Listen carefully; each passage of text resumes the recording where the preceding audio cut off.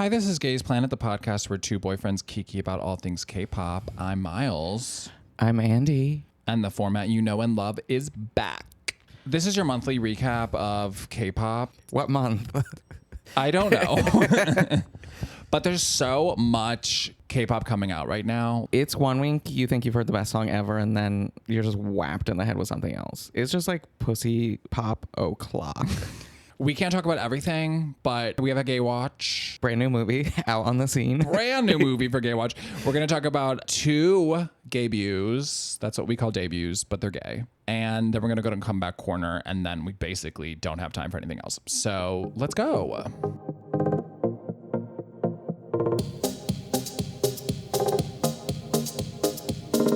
Okay, it's Gay Watch. Andy, what did we watch somewhat recently? KPop Demon Hunters. We watched it over a month ago. This movie came out in June. We watched it late, and now we're even later to talk about it, but we have to talk about it. We're celebrating its Halloween release in theaters with the sing-along edition. So we are so on time. So we watched this movie with our friends Connor and his boyfriend Connor and their neighbor, and we had a cookout. And Ari. And we grilled out, and like we made it like a little movie night, which was so cute. And then we watched it in the living room of Connor and Connor's. It was so wholesome. It really was. And shout out to the best hot dog I've ever had. Yeah, honestly, yeah, I'm not even a hot dog person with that. Hot dog was so huge. Like the snap. Yeah, shout outs to Gene Sausage Shop. This is what you guys are here for, is the hot dog content of this K-pop podcast. I really liked this movie. I thought it was going to be bland. I was not ready at all for it to be laugh out loud funny, immediately engaging. I think somebody while watching it was like, oh, wait, this is good. Because, I mean, we've seen Frozen, and I was like, Frozen is a snooze fest. This is so much better than Frozen. I just listened to the soundtrack when I was doing dishes before this, and having watched the movie, it's just like they have woven into the lyrics so many good themes of the movie. But the lyrics work if you haven't seen the movie. Yes, but I was about to say, these are all standalone songs that work perfectly in the movie and work perfectly outside the movie. My favorite part of when we watched it as a group was when the Saja boys come out, and collectively we were like, oh my God. Had like instant crushes on them. Everyone had a crush on a different member. Like we had like a gay plus Ari. Gay gasp. Attracted to men. Yeah, there was an audible gay gasp. I'm so glad we watched it with other people. Oh yeah. I just appreciated it I was like, oh, this could be like a K-pop cash grab movie, but they really got so many like K-pop specifics of being a fan, the lingo, like everything was completely correct and felt super authentic to like just liking K-pop. The fact that they're wearing black safety shorts underneath their costume, right, that peek out throughout the movie, I'm like, that is just like an attention to detail. Frozen could never. That Frozen could never. Okay, that was Gay Watch. We have to move on. On to debuts.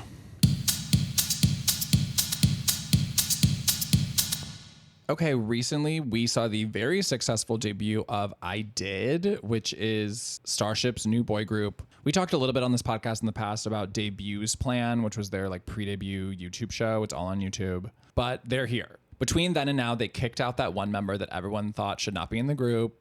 Sorry to Junhwan. There's 7 of them like there always should have been. I'm totally in step with this. Like, I did not want him there. I wasn't a hater, but it just doesn't make sense. Some groups just feel like they should have a certain amount of members, and that number is never 8.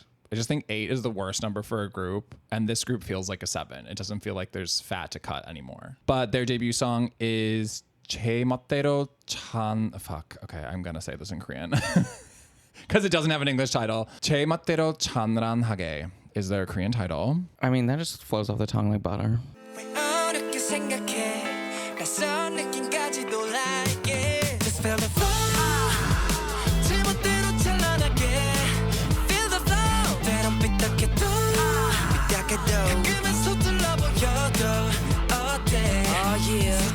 I was really happy with this though. The song, it starts out kind of quiet and it feels like a song where your fingers on the volume dial and you're slowly cranking it up over 3 minutes. And we end on a high. I like it while listening to it, and I couldn't tell you a single thing about the song, and I just listened to it probably 6 times in the past 2 hours. Yeah, I don't know that it's the hookiest, but I think it's a fun experience. It's very enjoyable. I just don't listen to boy music. and B is just too pleasant. It doesn't have enough like grip. But I think the grip is the rapping.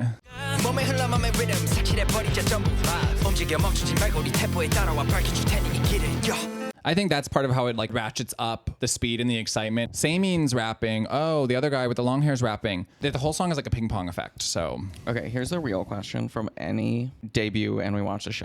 Is there a song on the show that's better than what they debuted with? a lot of those songs from the show are on their debut album, like which I like when they do that. Yeah, and you get that like crisp, clean version. There might be songs that are like equally good, but I think to serve as a debut song, which to me is like has a specific function, I think this is the best choice. Because it's so disappointing when there are songs on a show you are obsessed with and then they come out with Wa Da Da.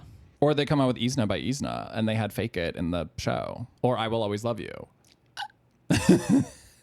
So no, I'm completely pleased with this. Flooded. This to me is a new boy band to watch. Let's move on to Freak Show by Youngbin. Welcome to the Freak Show. 자 through the V-pose. 잘난 검지를 접어 남은 건 너 넘어가. Let your freak show. It's not illegal. It's just exciting to have A normal looking person.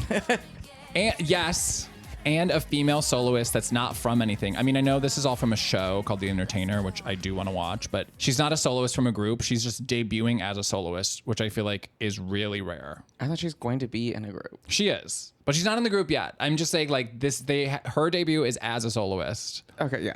Which is cool. And it's JYP wrote on the song because she's with a label that's like a subsidiary of JYP. When I first listened to this song, I think I listened to it for 20 or 30 straight minutes. It's so... Straight minutes? Well, I was, yeah. You were straight for 30 minutes. It's so good. It's so fun. It's campy. The dancing is wild. I wish that she was in a Halloween costume and this was a Halloween song. Like if she was dressed up as a mummy. Yeah. And she's doing that weird like foot tap in the air. Yeah. She also has great flexibility. She's like doing poses I'm trying to work up to at the gym, and she just slides into it while singing. And she sings live on these stages. Yeah, she does. And she also starts the song not facing the audience for the first 10 seconds, which I is love so that. cool. I love that. But also, what a way to like shake your nerves too by facing away. It just makes sense for a debut in case she was nervous, although she does not seem nervous at all. Okay, let's say this is the first song on a playlist. What are you going to put after that? Because this has such a strange energy. I would play CoolAs by Key. It's also bassy and it's like... Turn these heads like spectacle. Green and be like vegetable. I'm impeccable. I'm exceptional. It's just chemical. What you wanna do? Oh yeah. I think it's also a little jarring because in K-pop everything is groups, but this is like her voice full punchy in your face, whereas like Crazy, which to me is like the closest thing to this, Like by LE LE SSERAFIM, you're getting like these different people. Some people are quieter, some people have like a little more selling it attitude, but she is selling it like 100% of the time. You have to. So I'm like, what would you like? It would be so hard to put something after this in a playlist. That's why I guess I picked another soloist. Yeah, I think you would have to. Yeah. It's good. Good debut, like both of these. She established her identity completely, and we had fun with her. So I know her name, like that's all you can ask for. Yeah, mission accomplished. I think K-pop's over after that. She's done it. No, there's a lot of good stuff. So we're gonna go to Comeback Corner and blast through these songs too. Okay, Comeback Corner, onward.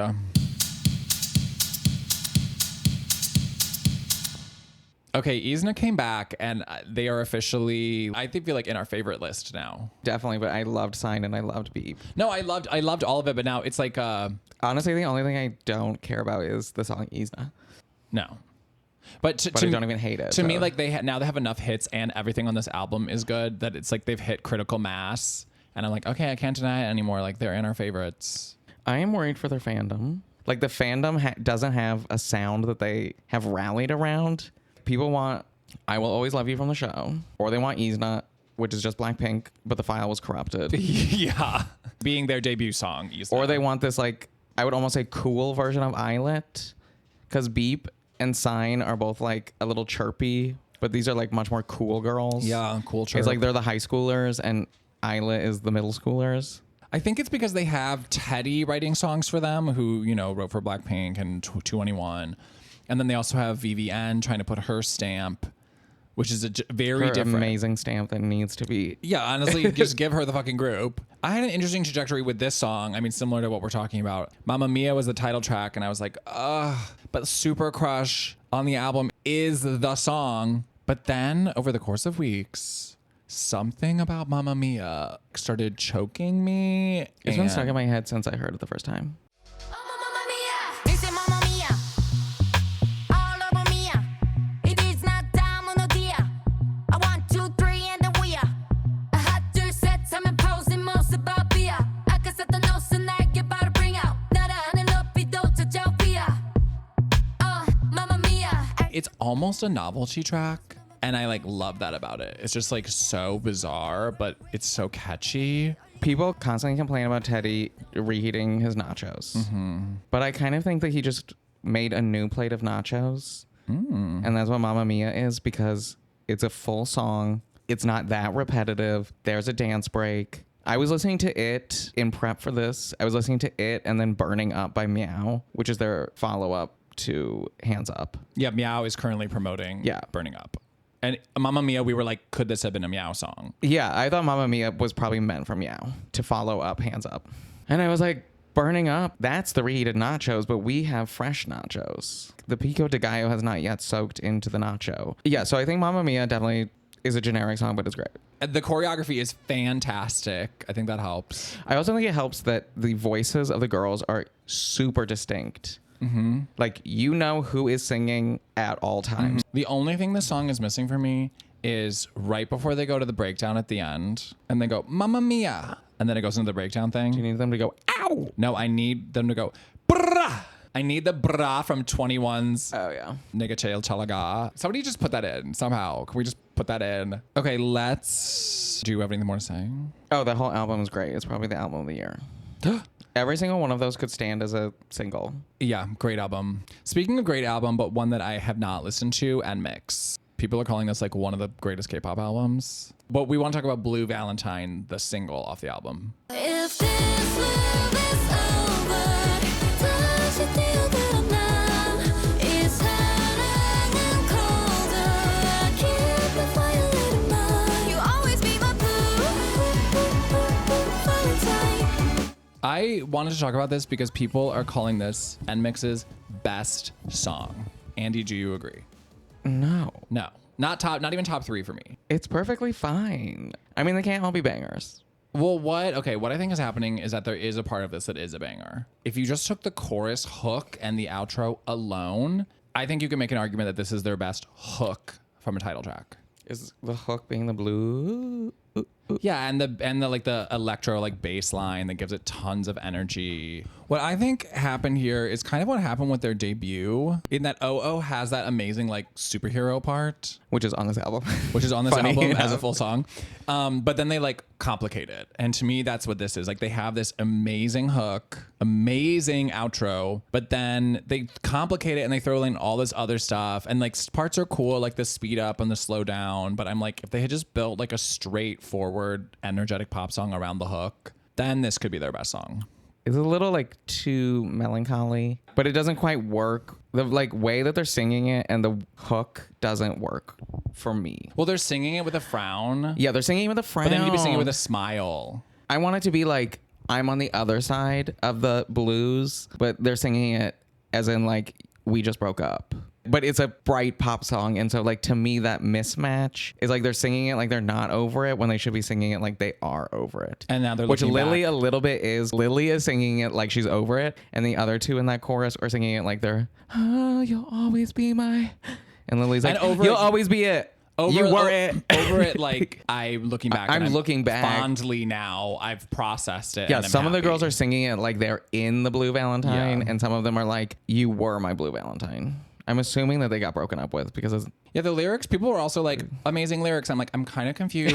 I try to piece together the story. It's a little confusing, guys. I think that like NMIXX, it's cool. They're doing their own thing. It's like very well. It's interesting music. I just think it's a little too interesting for its own good. I feel like Dash was as far as I wanted to put. I love Dash, but like now they've kind of gone like a little too far from like pure pop for me. But I think they have like their fans and what they're doing, so it's just not as much for me anymore.